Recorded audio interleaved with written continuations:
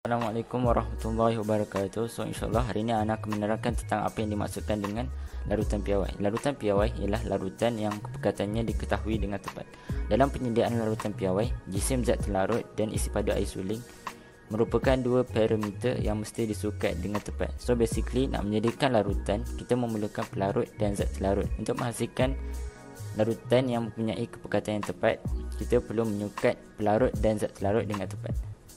Untuk pelarut, contohnya seperti air suling, kita perlu menyukat sepadunya dengan tepat. Manakala untuk zat terlarut yang merupakan sejenis pepejal, kita perlu menyukat jisimnya dengan tepat. Untuk menghasilkan larutan piawai, kita memerlukan bahan yang sesuai. Namun begitu, natrium hidroksida adalah contoh bahan yang tidak sesuai digunakan untuk menyediakan larutan piawai kerana natrium hidroksida bersifat hygroskopik, iaitu kebolehan menyerap air atau lembapan di dalam udara. Natrium hidroksida juga menyerap gas karbon dioksida di dalam udara untuk membentuk natrium karbonat. Keadaan ini menyebabkan jisim natrium hidroksida tidak dapat ditimbang dengan tepat.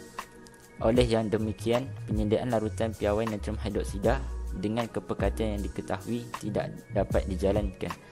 Pepejal asid oksalik adalah contoh bahan yang sesuai digunakan bagi menyediakan larutan piawai di dalam makmal. Seterusnya adalah eksperimen larutan piawai. So, Ana akan tunjukkan contoh eksperimen yang dijalankan bagi menyediakan larutan piawai daripada bahan pepejal. So, boleh tengok. Okey, cara-cara untuk membuat larutan piawai daripada bahan pepejal. Okey, macam nak belajar masak kan? Langkah pertama, kita kena timbang bahan pepejal tersebut. Bahan pepejal yang kita gunakan adalah natrium karbonat. Ni dalam botol ni. Kita timbanglah, kita guna bekas putih ni. Kita timbang menggunakan, this one apa namanya? Penimbang elektronik.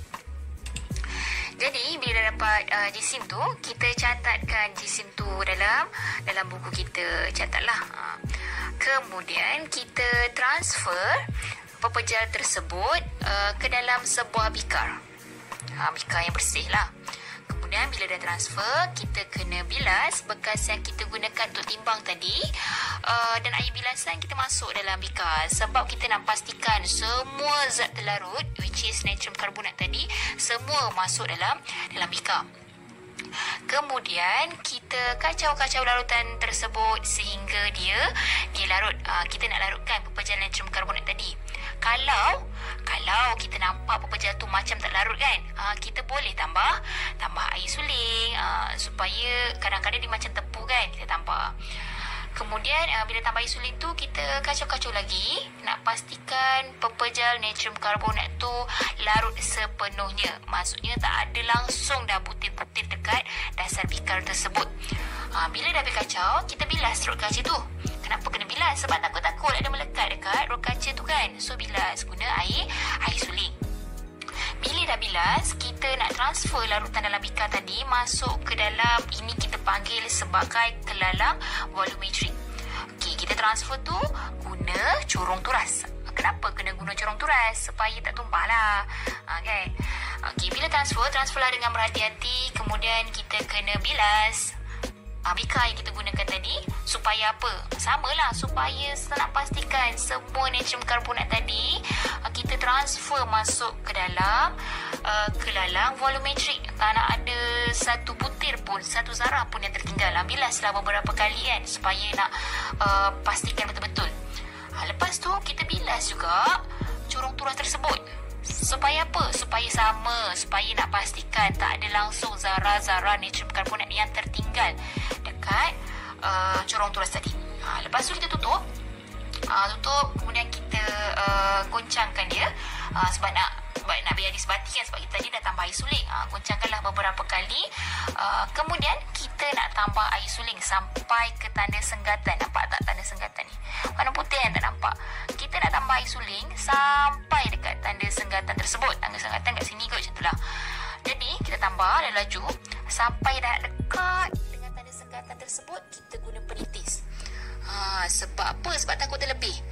Pastikan arasnya adalah aras meniskus. Aras meniskus tu macam mana? Macam ni lah. Larutan tu betul-betul di atas garisan. andai kata larutan air suling kita tambah tadi terlepas atas sikit je daripada garisan, makanya larutan kita tadi bukan lagi larutan piawai sebab kita dah tak tahu kepekatannya berapa.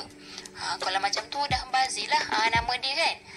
Pastikanlah, maksudnya kena tambah air suling tadi, guna penitis tu dengan berhati-hati, setitis demi setitis. Kemudian bila dah macam ni, dah tepat, dah perfect gini, kita pun tutuplah gelalang volumetrik tersebut. Bila dah tutup, kita goncangkan supaya larutan piawai kita menjadi sebati. Goncanglah 10 kali pun tak apa, supaya betul-betul kan. Okey, dah siap.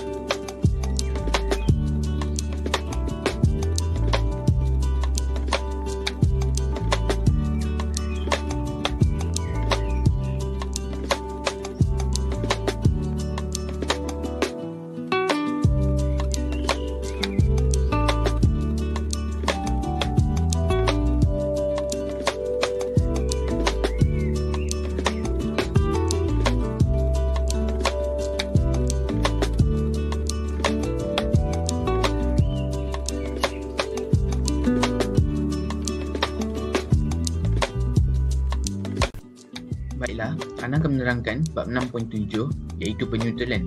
Jadi, apakah itu penyutulan? Penyutulan ialah tindak balas antara asid dengan alkali atau base bagi menghasilkan garam dan air sahaja. Contohnya, asid nitrik dan larutan kalium hidroksida akan menghasilkan garam kalium nitrat dan air. Tindak balas yang berlaku hanya melibatkan ion hidrogen daripada asid dan ion hidroksida daripada alkali untuk menghasilkan molekul air. Oleh itu, persamaan ionnya adalah seperti berikut. Bagaimana persamaan ini dapat dihasilkan?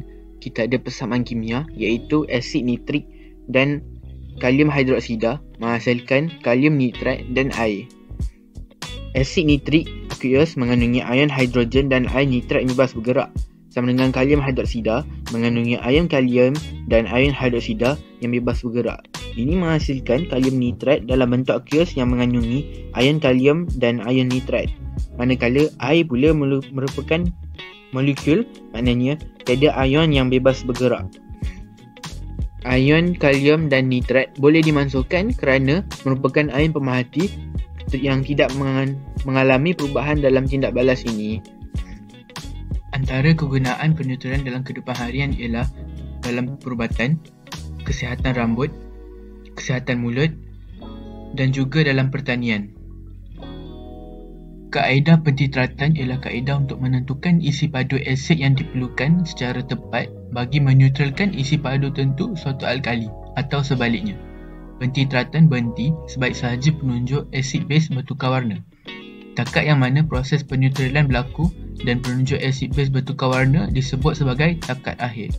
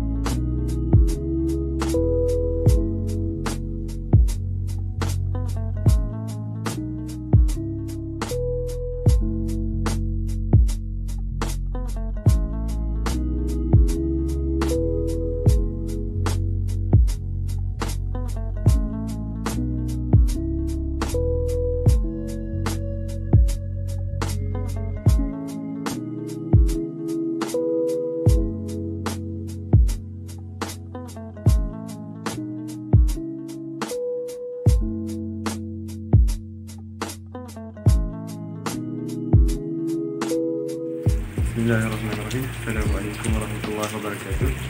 Jadi sebagai sultan, Ana ingin mengkongsikan tentang istilah. Istilah ni maksudnya dari segi istilah, dia adalah pergaulan antara lelaki dan perempuan. Dan hukum asal untuk istilah ni adalah haram. Tapi dalam manusia, dia agak mustahil untuk lelaki hidup dengan lelaki je dan perempuan hidup dengan perempuan je. Jadi nak tak nak pergaulan tu memang akan berlaku juga. Tapi istilah ni hukum dia boleh berubah mengikut beberapa keadaan. Contohnya dalam jual beli, darurat, kita merawat sakit, pembelajaran dan lain-lain. Istilah yang Ana nak cakap pasal ni adalah istilah couple. Couple ni agak famous lah bagi kalangan remaja sekarang dan telah pun menjadi satu budaya yang dibagi-bagikan. Dan kebanyakan mereka bila kita tegur, diorang banyak bagi alasan untuk membenarkan tindakan mereka. Padahal dah banyak nas daripada Al-Quran atau hadis yang mengharamkan tindakan berkapal ni. Dan kapal ni haram sebabnya berlakunya zina mata dan penyalahgunaan panca indera. Antara dalil yang mengharamkan kapal ni, dalil yang pertama dalam surah An-Nur ayat ke-30, Allah berfirman, katakanlah kepada kaum lelaki, jagalah pandangan kamu dan jagalah kemaluan kamu, dan demikian itu adalah lebih suci bagimu. Sesungguhnya Allah Maha melihat apa yang kamu lakukan. Dan dalil yang kedua, Sallallahu Alaihi Wasallam bersabda, janganlah kamu turuti pandangan pertama dengan pandangan berikutnya. Sesungguhnya pandangan pertama itu adalah bagimu dan pandangan seterusnya adalah bukan bagimu. Maksudnya bila kita pandang seorang ajnabi, pandangan pertama masih lagi dimaafkan. Tapi bila kita dah pandang ke tempat lain dan pandang balik kepada seseorang itu bukan milik kita. Maksudnya bila kita pandang tu, kita berdosa. Jadi Ana simple apa yang Ana cakap secara ringkasnya, couple ni adalah haram dan tiada jalan untuk berkapal dalam Islam, melainkan orang munafik yang memberi alasan untuk membenarkan tindakan mereka. Dan couple yang halal itu adalah perkahwinan, dan perkahwinan itu adalah suatu ibadah yang memberi kita pahala. Jadi sampai situ saja perbincangan saya hingga saat ini. Sekian, terima kasih. Assalamualaikum warahmatullahi wabarakatuh.